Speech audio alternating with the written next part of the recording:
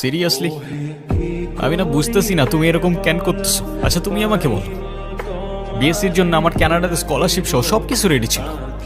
তুমি বললে এখন গেলে নাকি আমি তোমাকে হারাবো, তোমাকে অন্য কোনো ছেলের সাথে বিয়ে দিয়ে দিবে। ওকে ফাইন, আমি সব কিছু ক্যান্সেল করলাম। তারপর তুমি বললা তোমার বাবা বলছে যে বেকার কোনো ছেলের সাথে বিয়ে দিবে না। আমি সব কিছু ছেড়ে আমার বাবার বিজনেসে বসা শুরু করলাম, যেটাই আমার এতটুকু ইন্টারেস্ট ছিল না। আরে আমাকে কারণটা তো বলো অ্যাটলিস্ট। কোনো কারণ নেই, আমার মনে হচ্ছে না আমাদের একসাথে থাকাটা পসিবল, দ্যাটস ইট। আমার কি মনে হচ্ছে সেটার কোনো ভ্যালু নাই। আমার সাইডটা কে দেখবে রুহি?